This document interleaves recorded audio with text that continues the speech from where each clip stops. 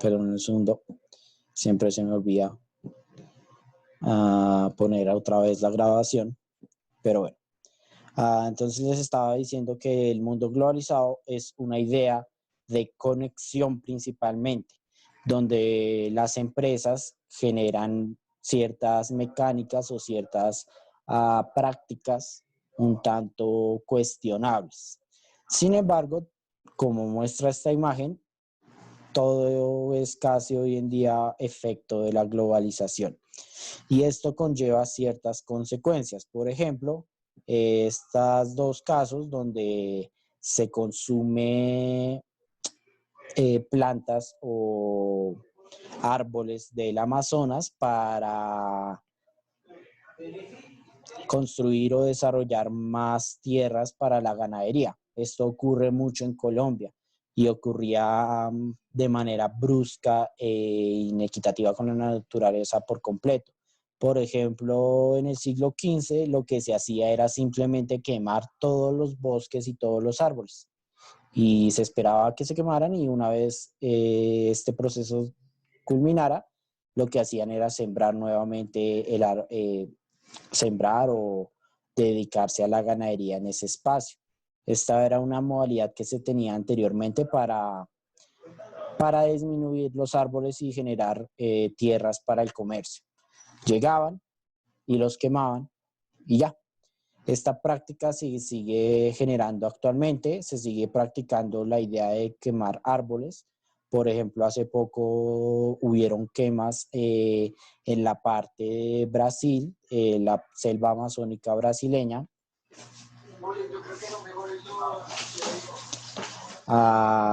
Y es una práctica que sigue hoy en día, claro que en la ilegalidad, porque esta práctica hoy en día es ilegal. También existen abusos laborales.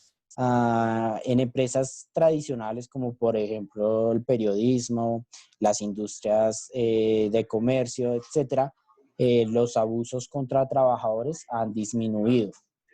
Sin embargo, no quiere decir que no sean prácticas que existan actualmente.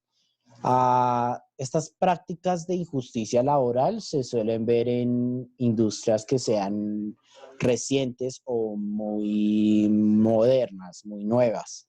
Un ejemplo de esto sería el cine, que tiene prácticas injustas, grandes horas de trabajo, aunque los más famosos reciben grandes sumas de dinero, los trabajadores de medio tiempo o los que simplemente son extras en películas sí no reciben ganancias tan altas, pero sí tienen que trabajar durante hartas horas o arduas horas laborales. Otro ejemplo de una industria que es muy reciente y que por ende todavía no tiene reglas estrictas es la industria de los videojuegos. Si ustedes miran esa industria, han habido últimamente muchas denuncias de abusos laborales. No sé si sabrán algo sobre este tipo de industria. ¿Han escuchado casos de este tipo de industria muy reciente? No, señor. Bueno, eso es lo que ocurre con las empresas que son jóvenes, relativamente hablando, que tienen menos de 50 años. Eso para una empresa es bastante joven. Tener menos de 50 años en términos laborales es una industria joven o reciente. En la industria del videojuego, para ejemplificar, sí han ocurrido estos procesos de que trabajan durante muchas horas y reciben bastante, pues no es una ganancia equitativa. Denme un segundo, por favor, que tengo un problema acá con la conexión. Ya en un momento vuelvo a iniciar.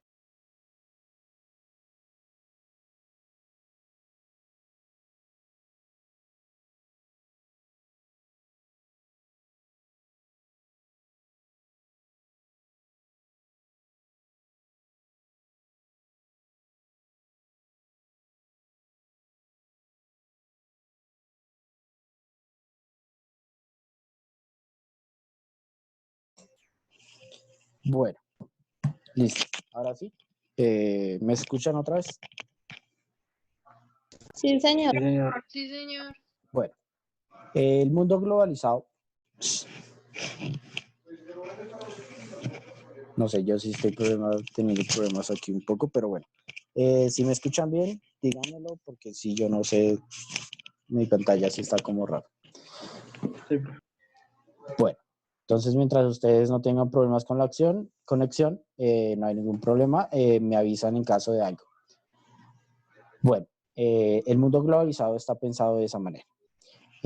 Una industria que llega a todos lados, pero que toma ciertas mecánicas abusivas, como por ejemplo aprovecharse de contratar personal de mano de obra más barata, reduciendo costos, sí, pero pues participa en políticas un tanto injustas.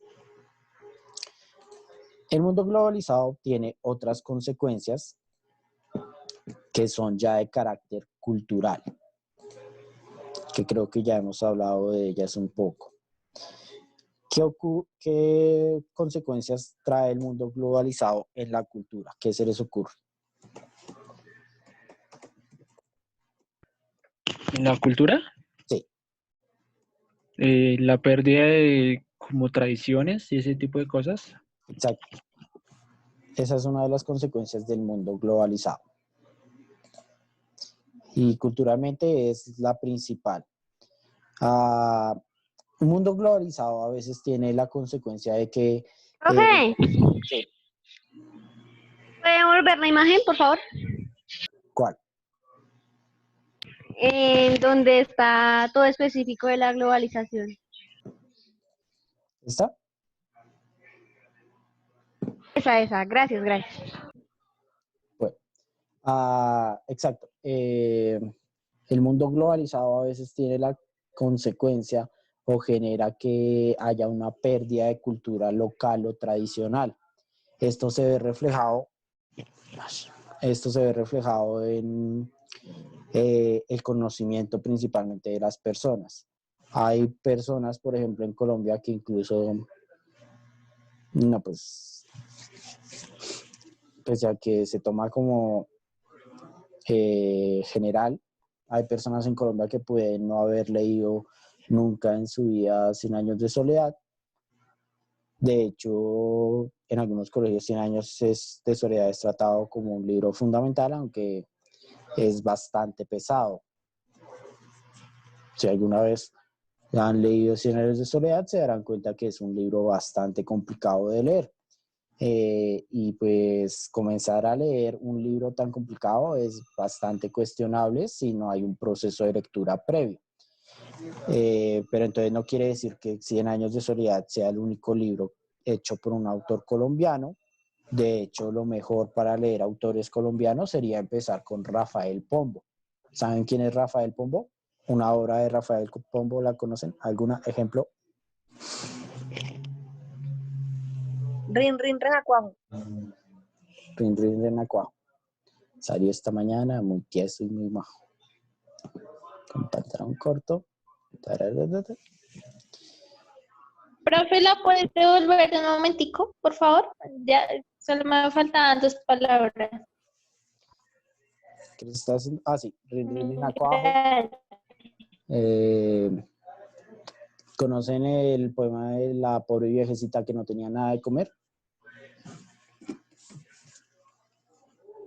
Sí.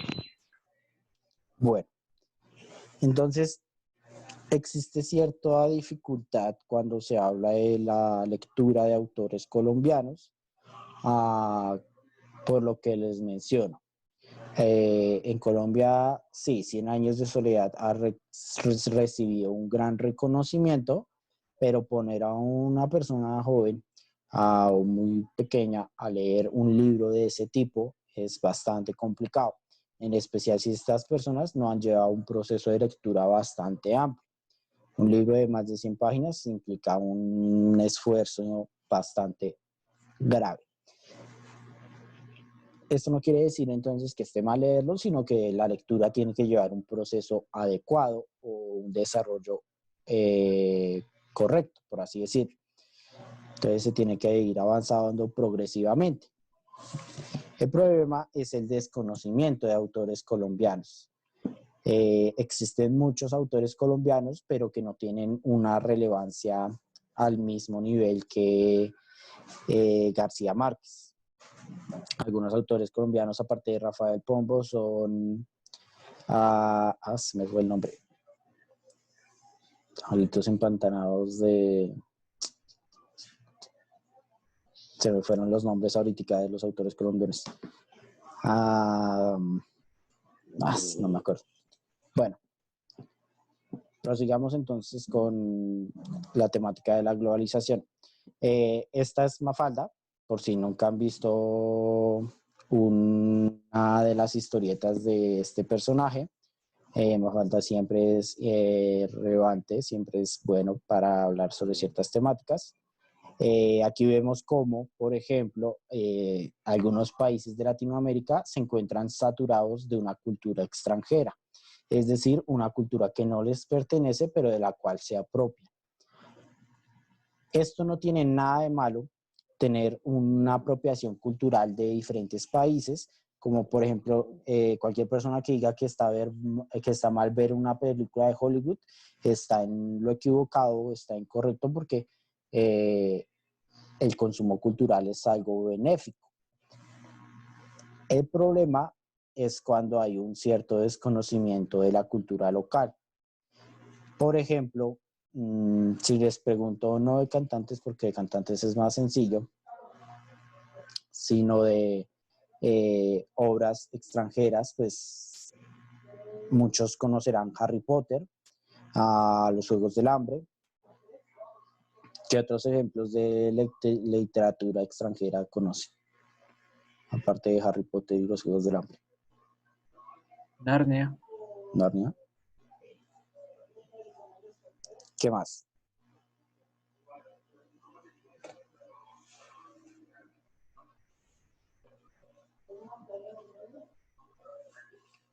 Hay muchos libros que después se convirtieron en películas, ¿no? Divergente. Divergente, Crepúsculo, por si no se les ocurrió, etc. Ahora la pregunta sería,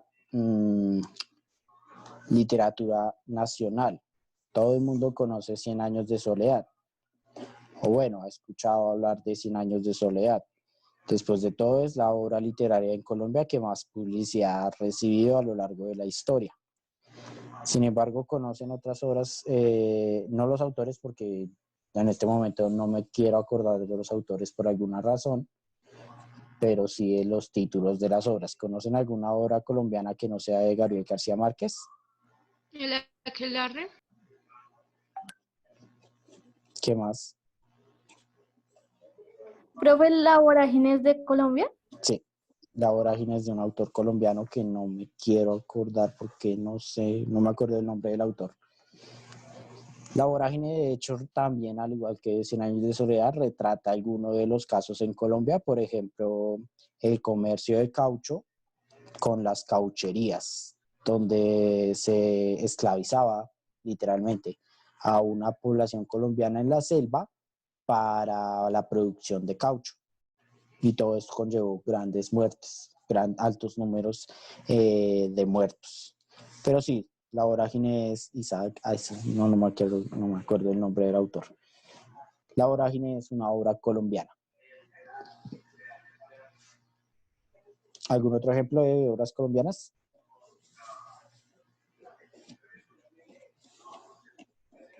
No, bueno. Entonces pasemos al cine.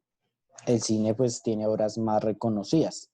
Avengers, pues, todas las películas de Harry Potter, pero pues el cine colombiano no es muy conocido.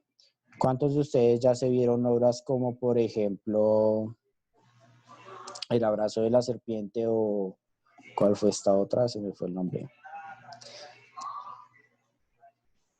A veces, yo no sé qué. No me acuerdo. ¿Pájaros de verano? Pájaros de verano. Pájaros de verano. ¿Cuántos ya se vieron esas dos películas?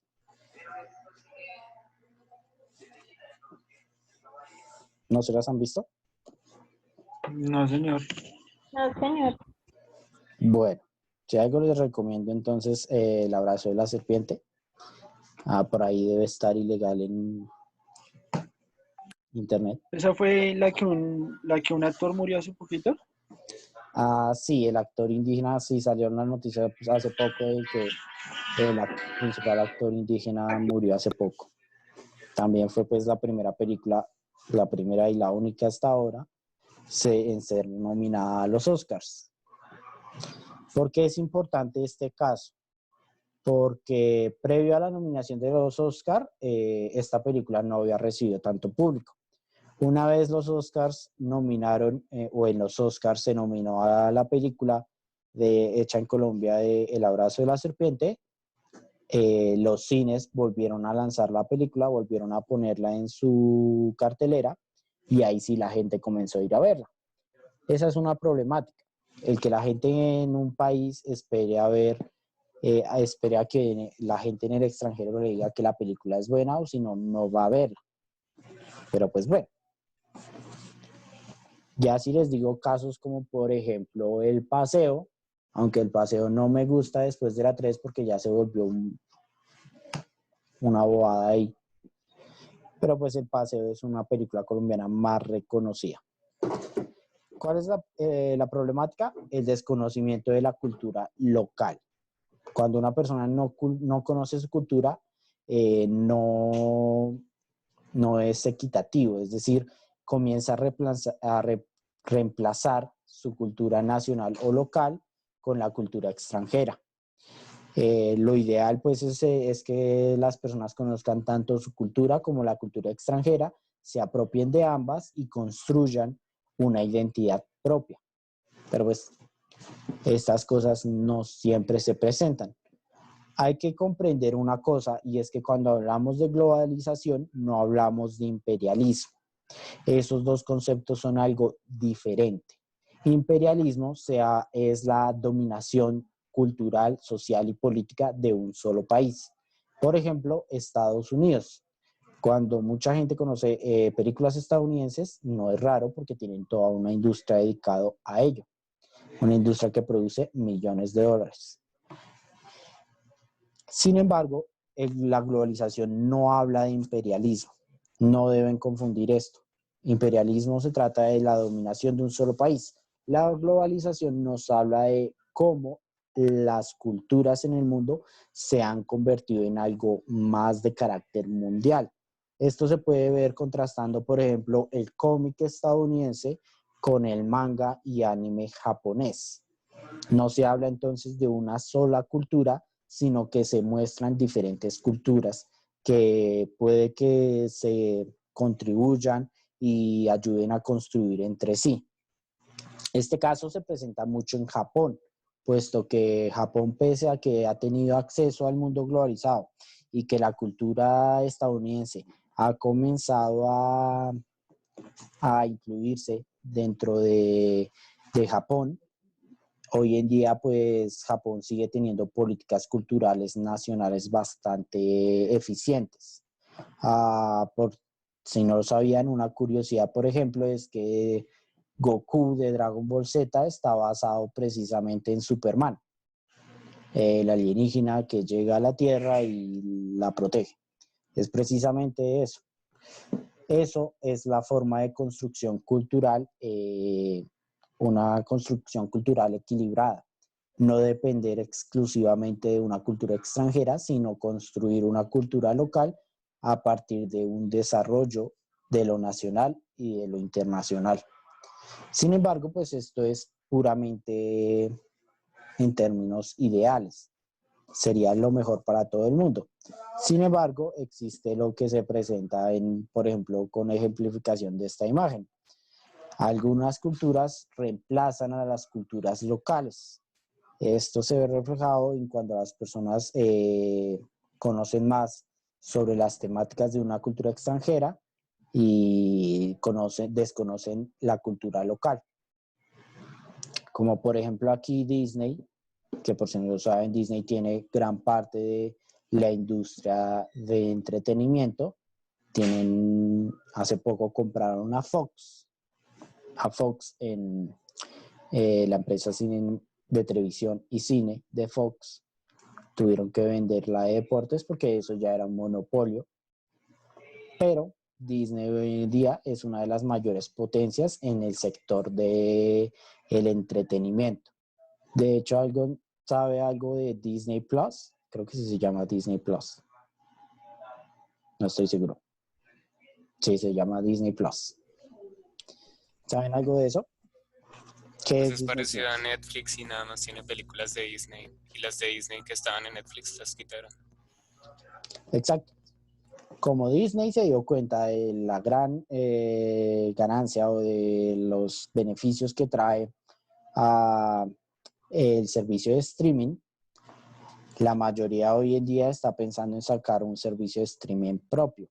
¿Qué es el streaming? Netflix, una plataforma donde están subidas gran parte o una gran cantidad de películas y que se, por así decirlo, alquilan por un precio determinado.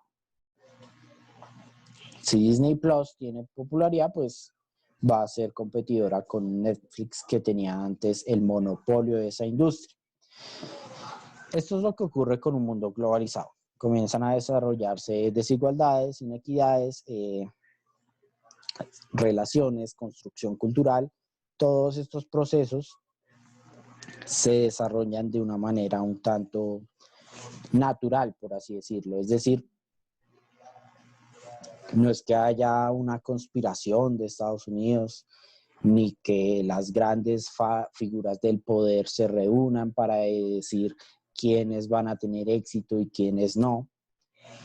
Todas estas teorías conspiracionistas, aunque entretenidas y ridículas a veces, no son fundamentales para el desarrollo de un conocimiento real. Son simplemente industrias que buscan un beneficio económico, por lo cual se dedican a la producción y a la distribución.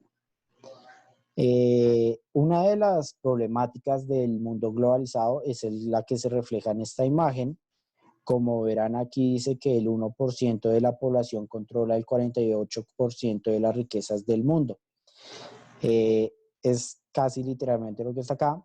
Entonces, el 1%, es decir, la población más rica, es decir, los multimillonarios, tienen casi el 50% del mundo.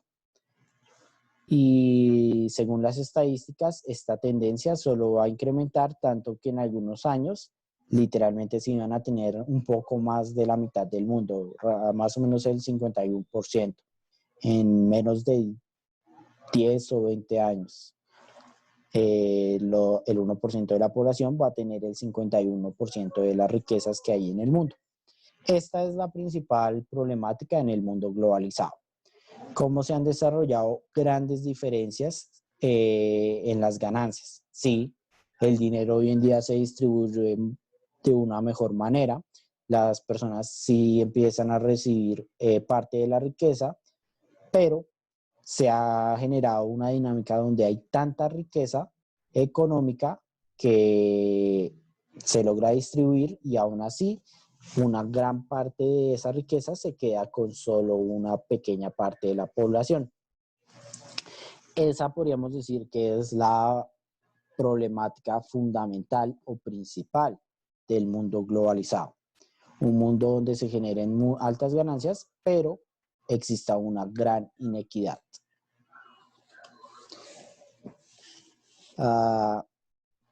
Esto es tan solo un ejemplo de un pensamiento idealista, de cómo se valora en algunos casos la economía y el dinero por encima de la cultura. Pero pues todo esto es puramente idealista. Mafalda siempre funciona para ejemplificar casos de idealismo. Claro, todo el mundo quisiera que hubiera más cultura y más bibliotecas, pero a los políticos colombianos, por ejemplo, no les sirve que la población colombiana sea muy inteligente porque de lo contrario, pues no ganarían las elecciones. Si la gente colombiana se hubiera a votar, no hubiera elegido a Duque. Yo no dije nada. Bueno, Nos queda menos de un minuto, entonces cuando se acabe la clase, ahorita les vuelvo a escribir por WhatsApp para indicarles cuándo vuelvan a ingresar y hablar ya de las temáticas de esta semana. ¿De acuerdo? Sí, señor. Bueno, en un rato por WhatsApp les escribo cuándo pueden.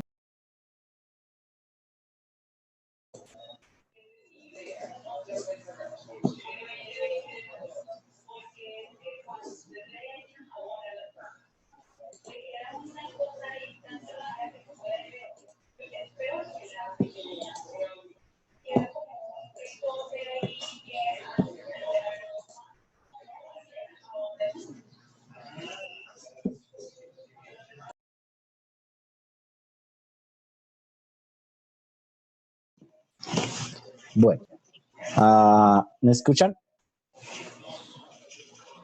Sí, señor. Sí, señor. Listo. Para las personas que no han podido ver la guía de esta semana vamos a iniciar un nuevo tema en ciencias políticas y ya después les hablo entonces de la guía de filosofía.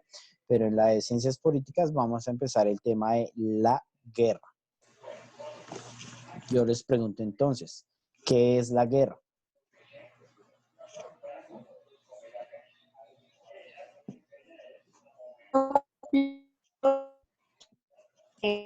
Mm, ¿Se basa entre grupos o Sí, tiene que ver en un conflicto entre grupos, aunque principalmente ya dije lo que es la guerra. Se me escapó.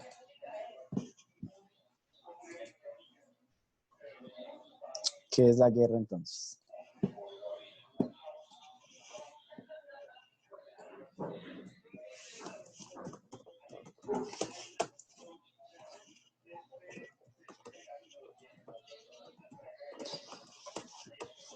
La guerra es, por así decirlo, un conflicto. Es una forma de conflicto. Solo que cuando hablamos de la guerra, es decir, es que la guerra es un término bastante abstracto, en la medida en que han existido múltiples guerras, no es solo una guerra. Pero la guerra en sí es un conflicto llevado a sus máximas consecuencias. Es decir, para que exista una guerra, tiene que haber violencia. Violencia entre naciones o países. No es una guerra cuando se habla de un conflicto entre dos personas. Sí es una guerra civil, por ejemplo, cuando se habla de varias problemáticas, varias consecuencias negativas. Exacto. Una guerra se sustenta a partir de ideas u opiniones contrarias, de que dos personas, dos naciones tengan intereses en conflicto. La guerra en sí define precisamente un conflicto entre naciones. Han existido múltiples guerras a lo largo de los años. La humanidad toda su vida prácticamente ha conocido lo que implica una guerra. Sin embargo, países como Estados Unidos y Europa han perdido este conocimiento práctico.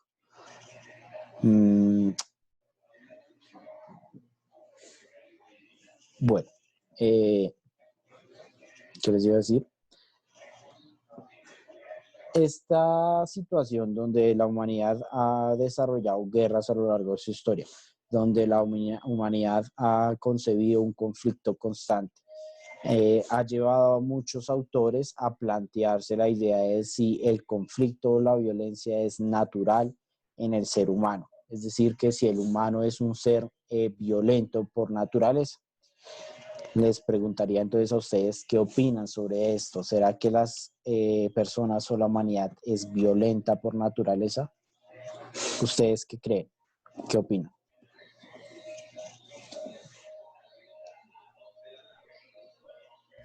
Que sí, Pues yo opino que sí, porque pues las personas, pues, una guerra se comienza porque alguna de las dos personas están luchando por una necesidad. Entonces, pues yo creería que sí sería por naturaleza, porque es como esa naturaleza de sobrevivir como por superviviente, algo así, no sé. Aparte, siempre queremos tener la razón en cuanto a todo y pues que alguien nos lleve la contraria, pues.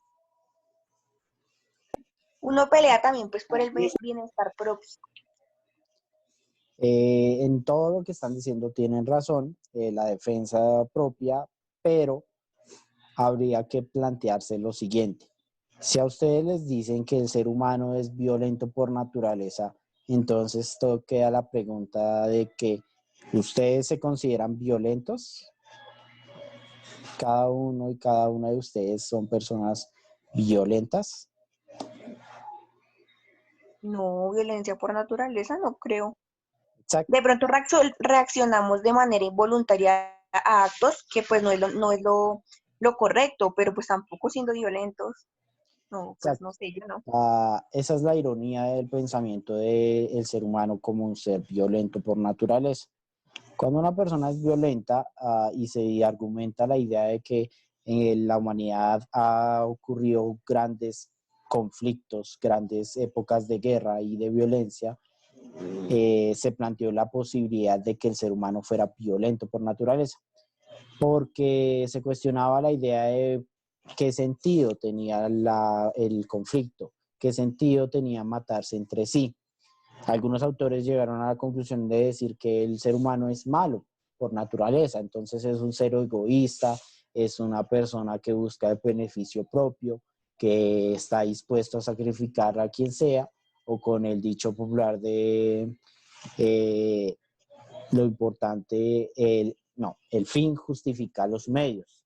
Todo esto se fundamentaba entonces bajo la idea de que un proceso violento era algo natural.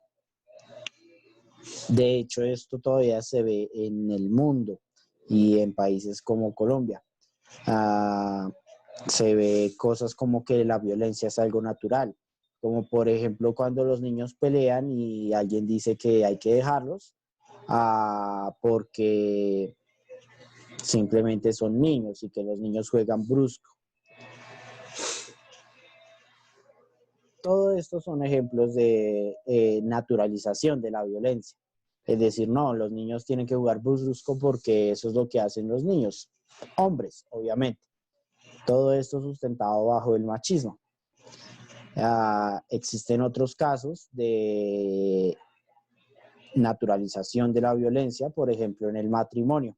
¿Alguno sabe qué pasa de naturalización en la violencia en base al machismo?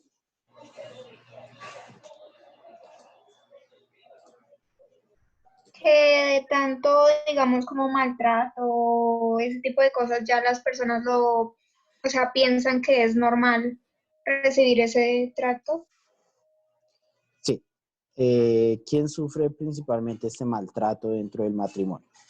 La mujer. Ver, ¿Por qué creen que la mujer es quien sufre principalmente el maltrato?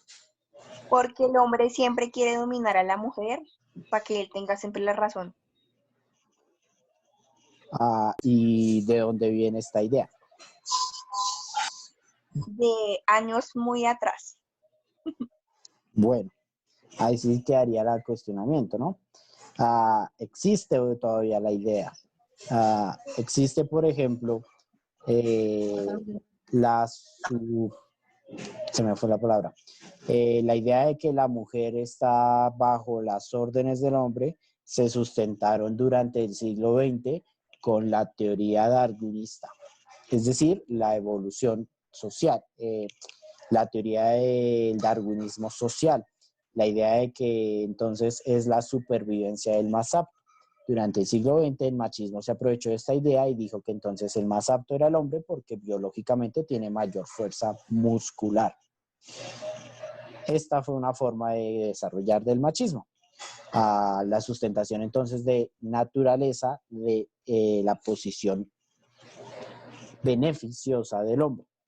El machismo sigue existiendo en Colombia y de hecho es algo que todavía le cuesta bastante deshacerse, con ideas, por ejemplo, de que, no sé si han visto estas propagandas que sacaron durante un tiempo en Caracol, donde el hombre le pegaba a la mujer justificaba y le metía a los familiares, y después el hombre llegaba y decía que él no quería eso, sino que la mujer sacaba lo peor de él o que ella misma se lo ganaba. Todo eso es algo que siguió presentándose, siguió existiendo y sigue existiendo hoy en día. Todo esto porque precisamente el machismo ha llevado la naturalización de la violencia masculina. El conflicto se naturaliza y se, por así decirlo, se considera común. Cuando entonces el hombre esto se ve, por ejemplo, cuando un joven, bueno, yo ya no sé si se presenta hoy en día, puede que sí en algunos casos, cuando yo iba al colegio, si alguien le pegaba a usted, la respuesta de los padres era algo así como: es que usted es bobo porque no se defiende. Es decir, es que usted es bobo, pues tiene que pegarle también. Todo eso es construcción machista. Toda esta idea de que los hombres son violentos y que por eso hay que defenderse a partir del uso de la fuerza física es machismo. ¿Qué otras ideas que legitimen la violencia o dichos que legitimen la violencia conocen? ¿Se les ocurre algo? Naturalización de la violencia en Colombia. ¿Algún ejemplo?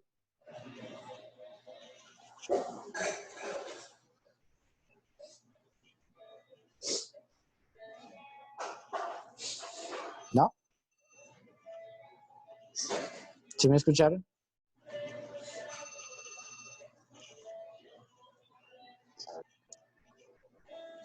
Profe, los conflictos armados no sería como un ejemplo. Sí, sí. Eso tienes un ejemplo, pero por ahora concentrémonos en un conflicto más común, más local. ¿Conocen, por ejemplo, el dicho de... El conflicto laboral, a veces por injusticias, digamos, de cargos. Bueno, sí. También se naturaliza la idea de que las clases beneficiadas entonces tienen derecho a altas sumas de dinero y que los pobres pues tienen que trabajar durante horas y horas de trabajo para recibir un ingreso alto. Esto también es una forma de violencia. Sin embargo, algo más locales, por ejemplo, ¿conocen el dicho de como te quiero te aporreo? ¿Lo han escuchado? ¿O ya no suena por ahí, por las calles? ¿Ya desapareció ese dicho? No sé. No, ¿Sí lo han escuchado entonces? señor.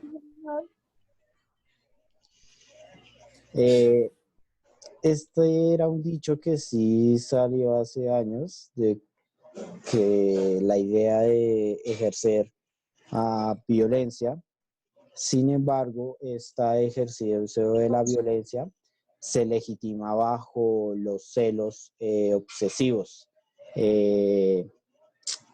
Por ejemplo, también la premisa de que si no hay celos no existe amor real.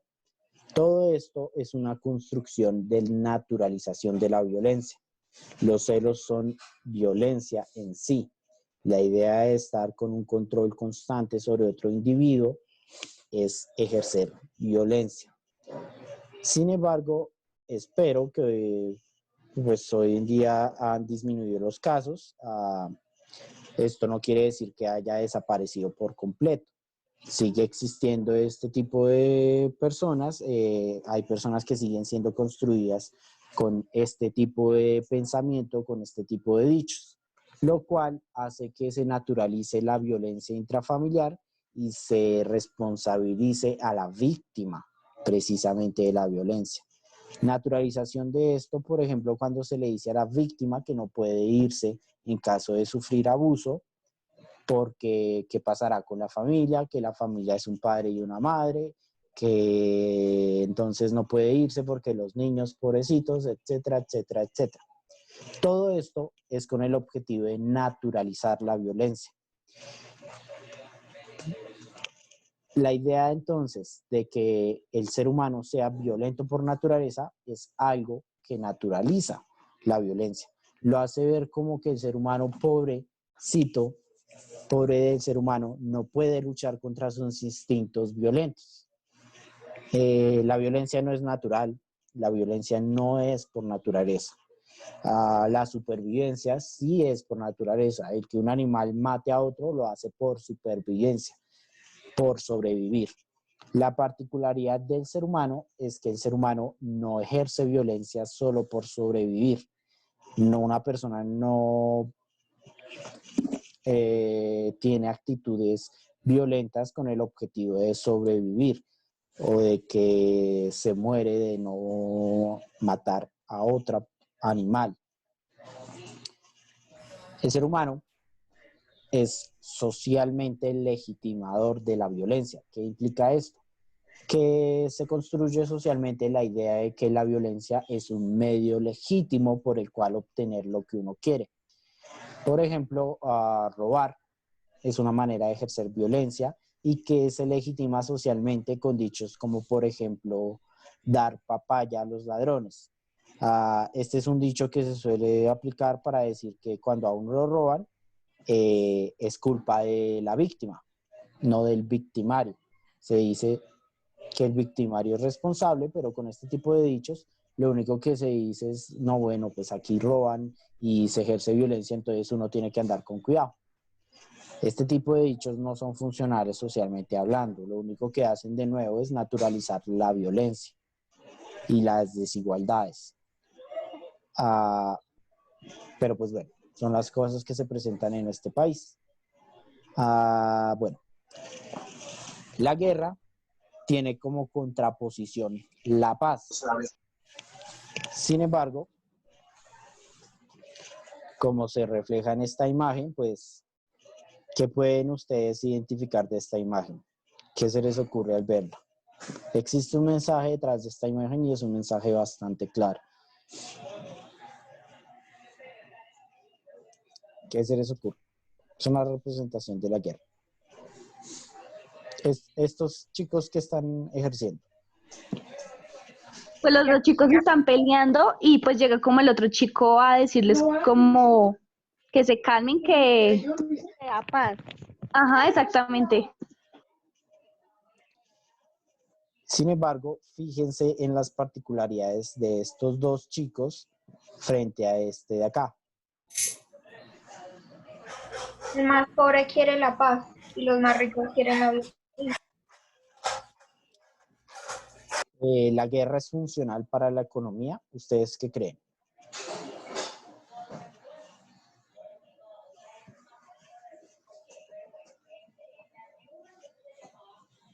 ¿La guerra beneficia a la economía?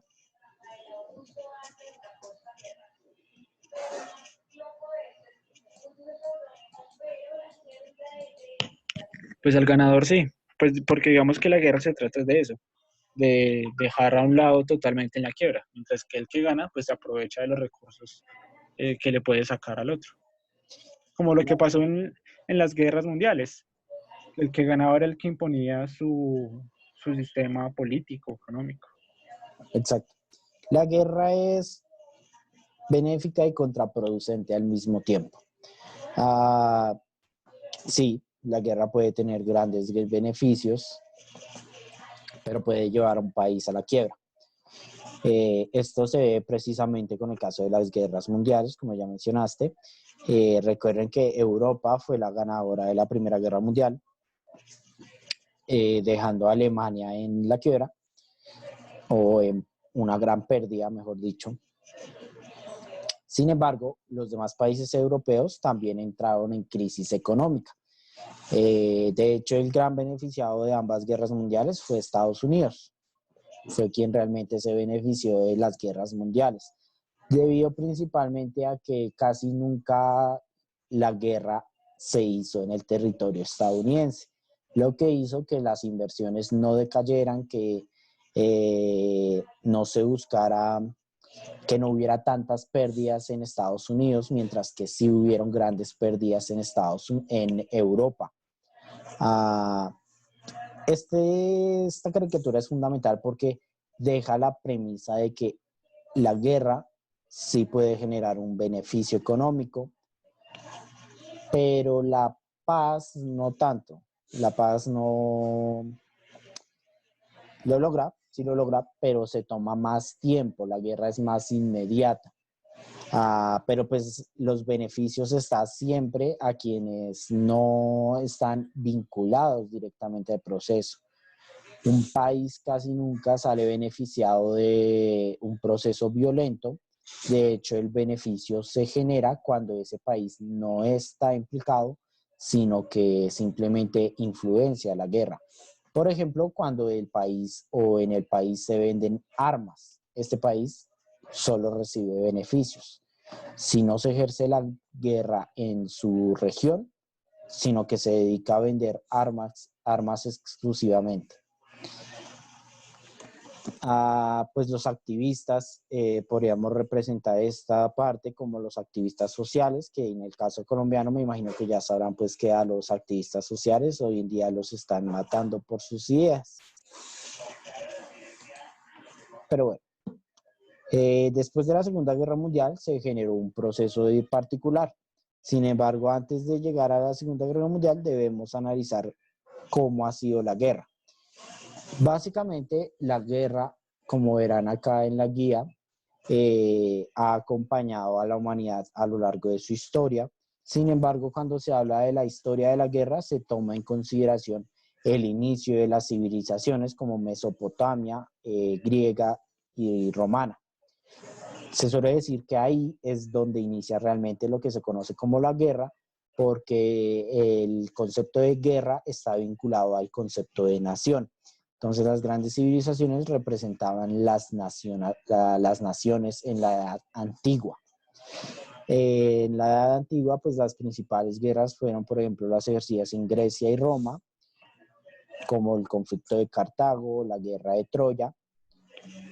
Después pasamos a la Edad Media. La Edad Media está particularmente legitimada a partir de un concepto que es la religión. Las guerras de la Edad Media estaban sustentadas bajo las premisas religiosas. Esas guerras son lo que se conoce tradicionalmente como la Guerra Santa. ¿Qué es la Guerra Santa? ¿Tienen una idea? Guerra Santa.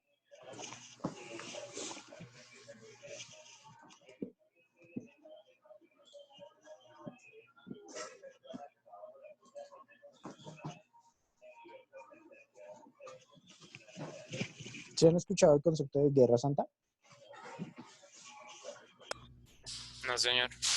No es que se refiere que cuando la iglesia, digamos que maltrataba, torturaba y todo ese tipo de cosas, con la excusa de que era por, como que imponer a Dios a todas las religiones y todo ese tipo de cosas. Exacto. Como la Santa Inquisición, ¿sí? Exacto.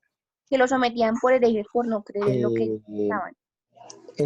Todo eso es precisamente la Guerra Santa y es el tipo de guerra que se destacó durante la Edad Media.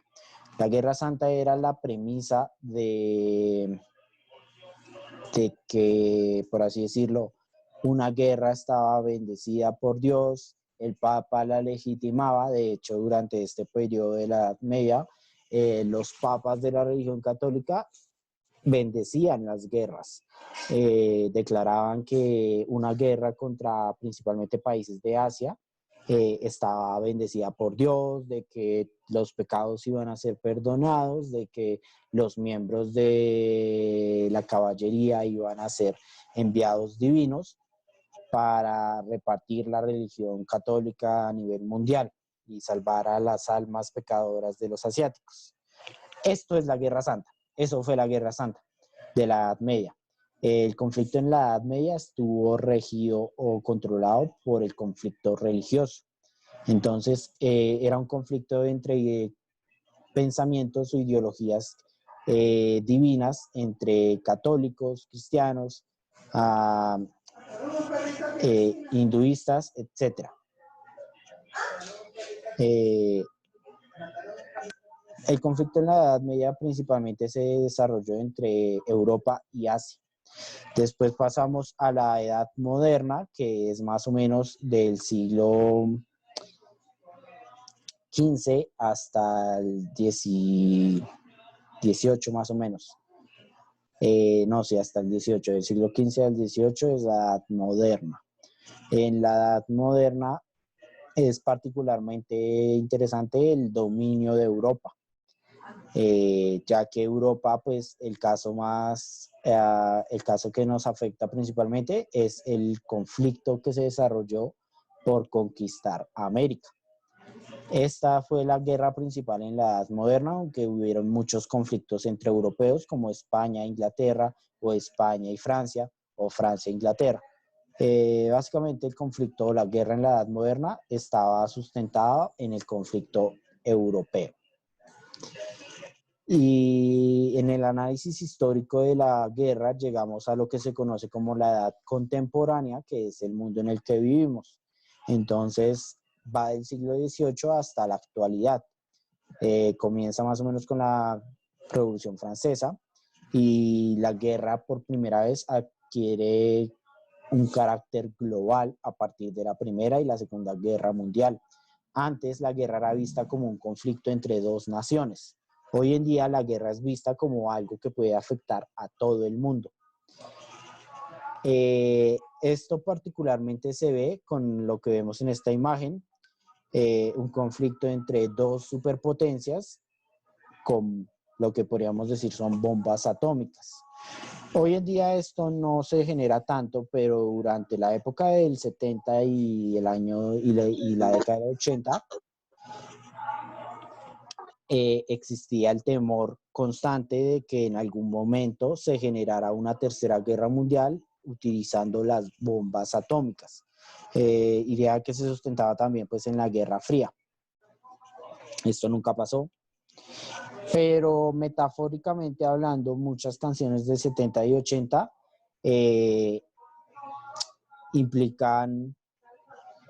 tenían una metáfora diciendo apretar el botón. Esta metáfora se refería a cómo el presidente de los Estados Unidos podía tener un botón con el cual disparar ojivas nucleares al mundo. Bueno, ya las siguientes semanas continuaremos con esta temática. Antes de que se acabe la clase, pues les voy a explicar cómo van a ser las actividades. La actividad de ciencias políticas es muy sencilla, es una reflexión de mínimo 2 párrafos, máximo una hoja, donde ustedes reflejen su pensamiento sobre la guerra. ¿Qué es la guerra para ustedes? ¿Cuál creen que puede ser el propósito de una guerra? ¿Y cuál es su opinión frente a la guerra?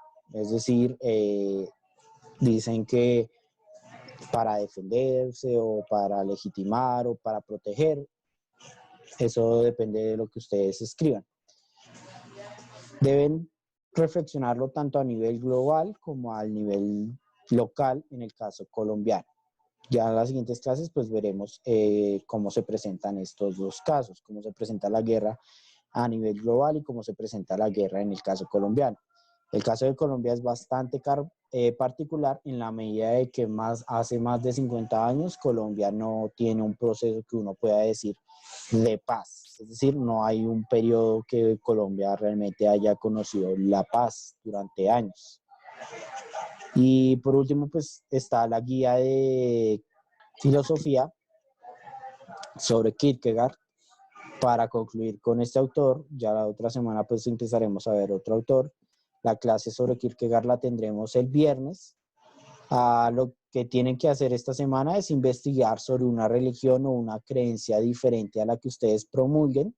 Es decir, si son católicos, pues pueden investigar sobre el judaísmo, sobre el protestantismo, sobre el hinduismo, el budaísmo, etcétera. Cualquiera, solo una, con que investiguen solo una. Tienen que buscar cuál es su historia, por ejemplo, el hinduismo, Mahoma en el siglo XX, no, muy reciente, 16, 17, no me acuerdo. Mahoma es el fundador del hinduismo, etcétera, etcétera, etcétera, o el budaísmo es fundado por Buda en el año X. Eso es lo que tienen que hacer, averiguar la historia de la religión, qué personajes son destacados, o por ejemplo, algunos dioses si están buscando religiones como el hinduismo, el islamismo es el de Mahoma, perdón. El hinduismo tiene varios dioses, por ejemplo, y al final de esta investigación deben escribir una reflexión muy breve de máximo una página sobre cómo las creencias pueden ser algo que nos unan, pero que también pueden ser algo que nos dividan.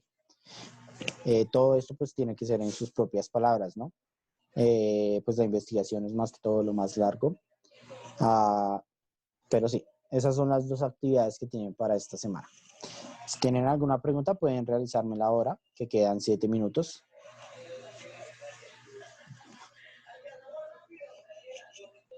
Profe, ¿se pueden hacer religiones antiguas o solo actuales?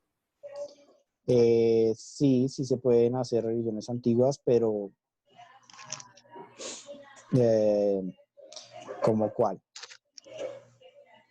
La mitología griega y así. Bueno, es que ahí sí te quedaría un poco más difícil averiguar un tanto su historia, porque cuando hablamos de mitología griega no se conoce tanto cómo se desarrolló, cómo se gestió, sino que se conoce más que todo los mitos. Entonces, que sí te quedaría un poco más difícil averiguar la historia como tal de la mitología, porque eso ha pasado desapercibido. En cambio, en las religiones que han prosperado actualmente, sí es más fácil averiguar la historia. ¿Lo puedo hacer en la japonesa? Sí. De hecho, la japonesa sí tiene un análisis histórico más profundo que las mitologías. Gracias, profe. ¿Tienen alguna pregunta o de cualquiera de las dos actividades? No, señor. No, señor. Bueno, entonces eso concluiría la clase de hoy. Nos volveríamos a ver el viernes para la clase de filosofía, donde veríamos al filósofo Kierkegaard, que entra en vinculación precisamente a la religión por motivos que les explicaré el viernes. Kierkegaard es particularmente interesante si alguna vez quieren leer uno de sus libros, porque él es una persona que básicamente se quejaba de los demás porque los demás les parecían un tanto tontos.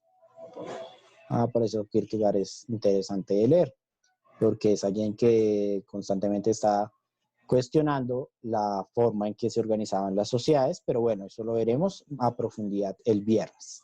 Si ya no tienen ninguna pregunta, entonces ya pueden comenzar a salir para pues tener un rato de descanso para su próxima clase.